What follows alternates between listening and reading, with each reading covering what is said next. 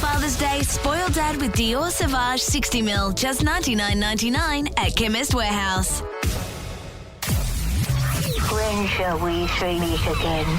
In thunder, lightning, or in rain? That's exactly how I feel. That's exactly how I feel. That's exactly how I feel. The 3 p.m. pickup with Monty, Yumi, and Kate. Here we are. It is a Tuesday afternoon. Monty Diamond, Yumi Steins. It's the 3 p.m. pickup for Chemist Warehouse. Yeah, we're here for you for the next hour to ray a little sunshine on your life. Aww. You can use that in your next book if you want. I'm going to ray a little sunshine on your life. My editor may have issues with that sentence. Oh, come on. You need a new editor. Hey, are you getting all of these text messages that are complete scams, Yumi? Yes. Or is it just me? Asking Quite a for lot. anyone else in the studio. I'm getting constant text messages saying that I have a parcel that is ready to be delivered to my house and I just need to click on it to set a time. From things like Shoe Thirst, Trash Casa, Mixology. Every day I'm getting at least 2 of these text messages and Sam, my partner's like, you haven't clicked on any, have you? And I'm like, no, I haven't. I've started to do this thing. I don't know if it's creepy. I suspect it is. You know when you get a call from an unknown number? Yes. And you press green telephone to answer it, but I just don't say anything. So I just... Oh, you just go silent? I just go silent and I'm kind of like, it's your move, buddy. And sometimes fair enough. Yeah. No, that's good. That's good. It's arrogant, but good. I like and it. creepy. And Hey, can I just say I did once reply, because it used to come to my Hotmail all the time, these God, I'm an idiot. These, scams. Yeah. And I thought I was really clever once, and I pressed reply. Why don't you F off? And I told Sam, and he's like, you're an idiot. That's it. You're done. And I was done. What do you They mean got you were into done? Everything. They got into everything. You're kidding me. Just because Nah. you replied. Yes, that's what I mean. Even if Crikey. you click on, you're done because they know your phone's active. Anyway, be careful, everybody. They're rife at the moment. Even though Okay. you want to tell them to F off, don't. We do have some learned the hard fun way. for you today. And I tried a little iPad detox experiment at our house. Have a guess how that went. Luck. Yeah, I can guess. Let's chat about it, though. You're on Kiss this Tuesday. Hey, it's the 3 p.m. pickup with Monty and Yumi. Now, this Father's Day, spoil Dad with Dior Sauvage 60ml is just $99.99 at Chemist Warehouse. Now, Mons, we've been in this situation in our house where it's sort of been like, all right, it's an emergency. We'll just do whatever it takes to keep the kids placid and happy. Yes. But it's been like that for more than a year, right? Only a year. Mine's been like that for 9 years since I became a parent. Really? Yes. So things that you normally probably wouldn't allow to happen have just been happening consistently, like on the daily basis for more than a year. And that includes iPad use every single day.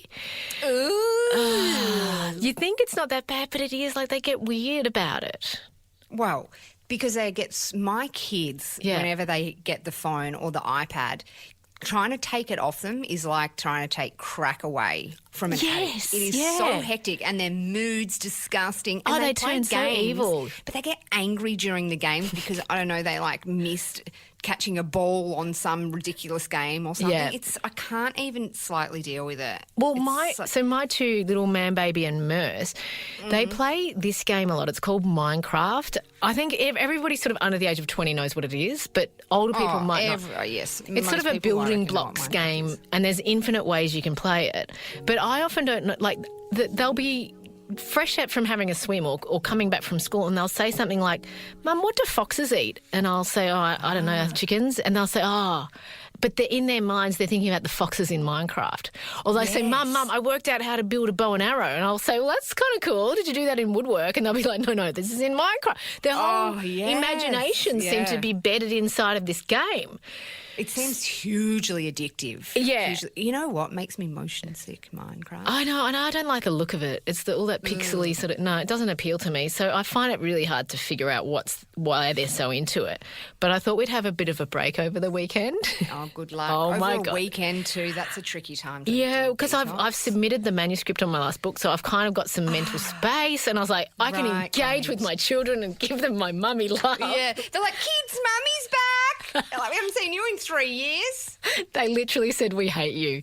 We hate you. I 'cause bet, because you haven't been in their life for Yeah. quite a while, and then you come back and take away Minecraft. Totally. They just thought it was the worst. They were screaming, particularly the boy. It was screaming, right? Oh, yeah. Hating me, like practically bashing his fists on the wall in frustration. Then they kind of got used to it. Like it was like, well, I'm sorry, but there's nothing we're going to do to change this situation, so just settle in. The boy, after about an hour, Man Baby picked up a ukulele that has been lying around ignored for Yes. months and just started strumming on it. And by the end of the day, like he was sounding like this. Like not good, but he was That's impressive. Yeah, man, baby, with his little fat fingers. With his little fat fingers and his little brow furrowed in concentration. It was actually super great. It reminded me of, what you used to do before you had screens. Back in the olden days. Yes, Monty, yes. Yeah, I know. They're the best pacifier until they're not. Until they're not. Until they're not, where you're like, we've shot ourselves in the foot here. It was too good that the iPad babysat our kids for 7 years. We're going to have to start doing it ourselves now. Hey, I love it when people get real snippy about weddings. Oh, mate, this is such a great story. And to be honest, they're calling the woman a bridezilla in the article, but I think I'm on her side. Siding with the bridezilla. Mm-hmm. We'll tell you all about it when we come back on your 3 p.m. pickup. You're on Kiss this Tuesday afternoon listening to The Pickup with Monty Diamond and Yumi Steins, all thanks to Chemist Warehouse. It's time for a little wedding chat. I bet you used this song when you got married to Marty. You traditionalist, you. Did you use this? Of course not. But it's very epic. It is quite epic. Maybe I'd use this if I got married. Anyway, I'm not getting married. I feel Here's my this butt amazing clenching story. hearing that music. Do you? Yeah, like it's like there will be no more laughter inside of this relationship as you walk down the aisle.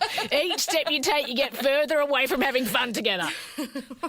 Okay, this is not a therapy session. Anyway, so this was on Reddit. So a person who was invited to a wedding and didn't end up going got a note from the bride and posted it on Reddit. So, of course, it's going absolutely nuts. Side note, I have no idea how to use Reddit. No, me Do you either. ever go on Reddit? I just Never. don't understand No, it. it's a cesspit. You're not missing anything. Like, so do you post different things on there and then people just comment? Is Yeah. that essentially what it is? Yep.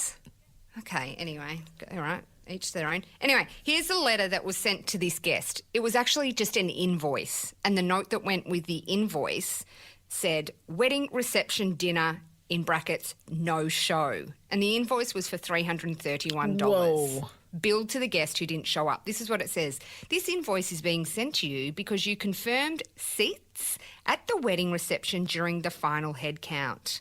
The amount above is the cost of your individual seat. Because you didn't call or give proper notice that you wouldn't be in attendance, the amount is what you owe us for paying for your seat in advance. You can pay via PayPal. Please reach out to let us know when you have paid. Thank you. It's an actual image of the invoice there. Wow.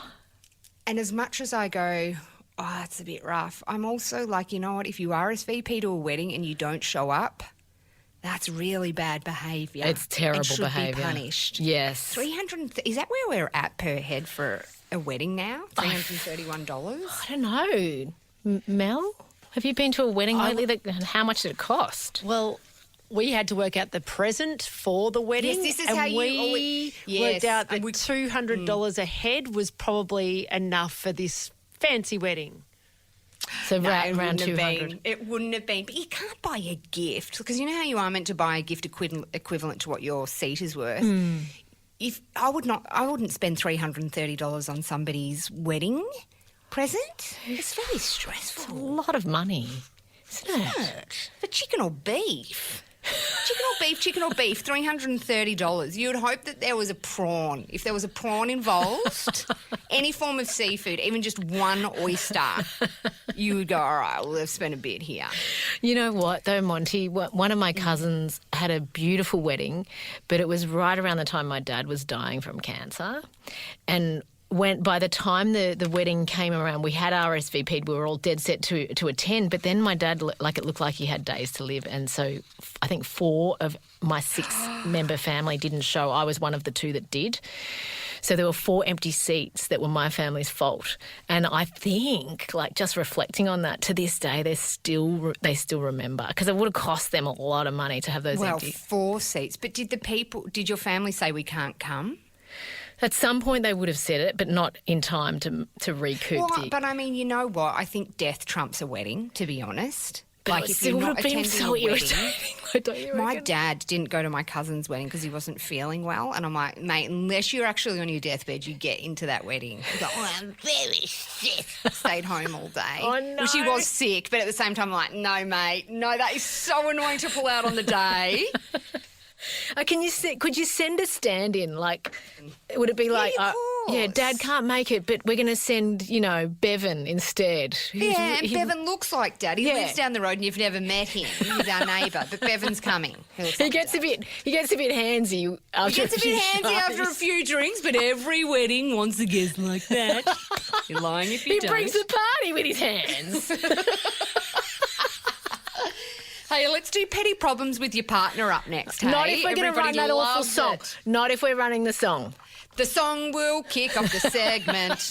It always does.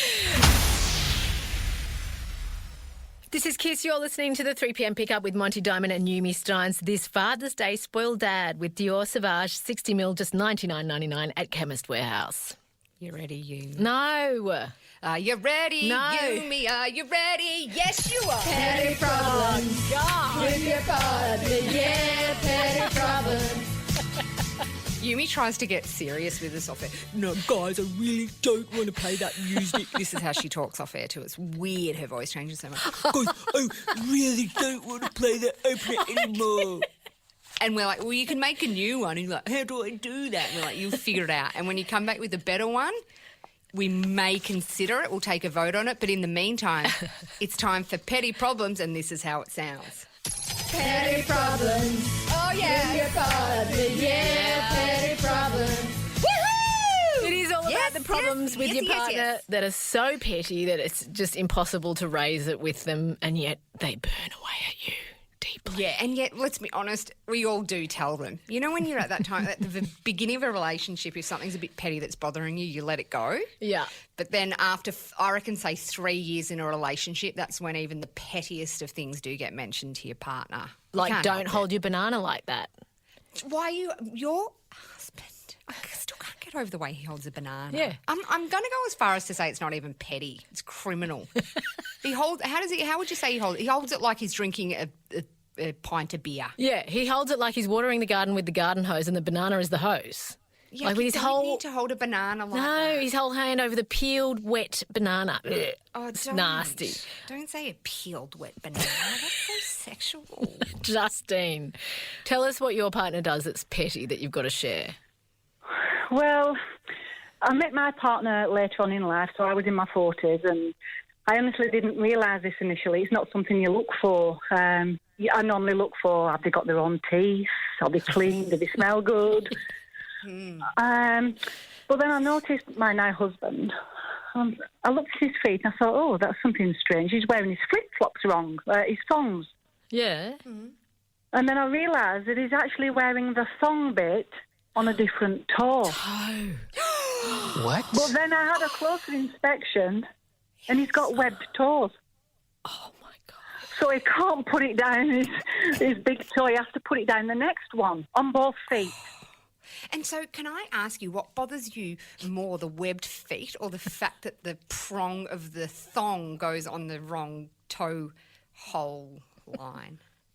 To be honest, it's because I didn't actually realise he had webbed feet. That would have probably been a deal breaker at the time. Of course it would have. And let's be honest, of course it would have. We're not in our right mind going to marry a man with webbed feet. I mean, he's got webbed feet and he's not even a good swimmer. So I don't know I don't know the correlation.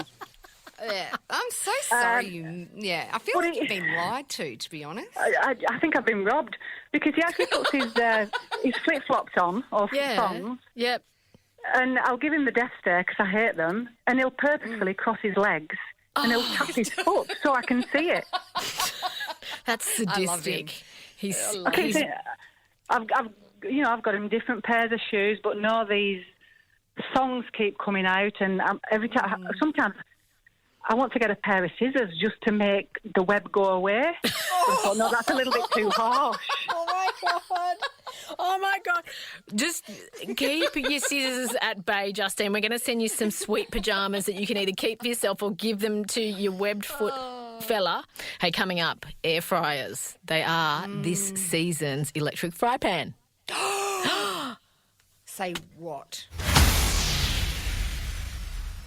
You're on Kiss this Tuesday afternoon listening to The Pickup with Monty Diamond and Yumi Steins, all thanks to Chemist Warehouse. Now, Monty, I saw an article online over the weekend and I was like, aha, I knew it! It was all about air fryers and why they're such a dicey gimmick. Okay. Do you know how many people right now are like, people who have one of these are completely a part of the cult. They are. Of the air frying cult. My dad's got one, loves it. My neighbours have they're so into it. They've said, you should borrow ours, Monty. Like, seriously, it will change your life. Because I'm like, I actually don't get it. I don't understand it. My mind boggles with how air can fry something. Yeah, well, it's because it doesn't fry anything, okay? And that's the whole point of this article. If you want to find it, it's on ABC. Air fryers explode in popularity during lockdown, leaving kitchen experts baffled, right?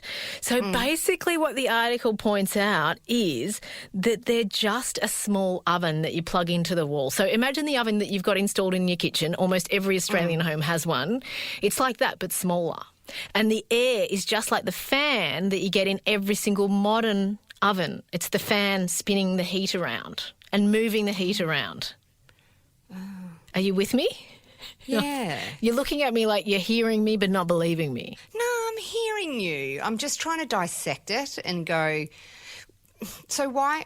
But for starters, the word frying to me is oily deliciousness, and that is not what you're getting with an air fryer. No. For starters. It's like when people go come over for spaghetti and the spaghetti's zucchini strand. It's like, well, that's not pasta.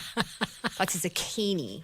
I'd shaped love that, like by the way. If pasta. somebody did that for me, I'd be thrilled by that. I do like that, but not if I'm thinking, great, I'm going to go and have spaghetti bolognese and then I'm chomping on zucchini. Or a crust of pizza that is made out of cauliflower. Ridiculous.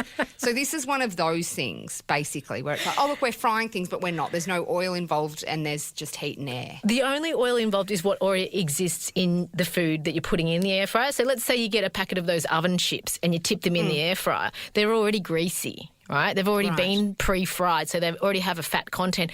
And your air fryer is just warming them up exactly like an oven would.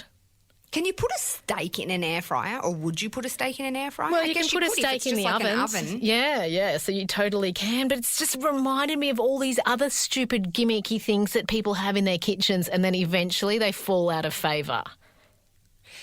Remember the ab curler? Is it like an ab curler? Yes. It's an ab curler. Do you know those ads really sold me? I was like, mate, they look so good, those ab curlers. Who didn't get one of the ab curlers? I think we had 3 at one time. I think we all had, my mum, my sister and I had one in our bedrooms. And how did your abs go? Of course I didn't do anything. It was just my arms pulling up my head. Didn't do anything. Probably laid on it while watching Melrose Place. You know, I just picked up a gimmick on the way here today. Right. You know, I'm living in Queensland at the moment, but I had driven like a good 40 minutes out of the way to pick up an aerobic step. Oh, step aerobics. Yeah, I'm going to do step aerobics at home on the computer. Oh, well, that was like a 10-year fad. Wasn't it? Yes. And I'm bringing it back, Monty. I'm bringing it back. Well, yes, to you in your lounge room. Why don't you you could have made you just get anything at your house can make a step. I can't believe you drove 40 minutes out. I hope it says Reebok on it. Does it say Reebok on the step? I don't know. I've got a photo. I'll post the photo. You can have a look at it. It used to be step Reebok classes back in the day. Look, I thought about using what I have at home, but then I thought about the milk crate challenge and how people break their heads open doing that stupid stuff. I just thought I'll get the custom built thing. Got it on Gumtree, second hand, $10. Told the lady I bought it from, Lynette. Told Lynette that I was from Sydney. She practically ran screaming away from me. Oh, yeah, she would have. Of course, Lynette had a step aerobic step still in her house. Step Reebok. She's still got the Reeboks and the leg warmers from back in the day. She totally did. And she said, I've used it once. You look very fit and strong. You'll do well with this, she said to me. Hey, it's time for us to go. Oh, no. Yes. Have a great afternoon, everyone. Kate Langbrook and Monty will be back tomorrow, and we'll see you later. Will and Woody are standing by for your drive home, and they've got Australia's easiest quiz coming up at 5 o'clock. So win yourself some cash on that. Bye. Bye.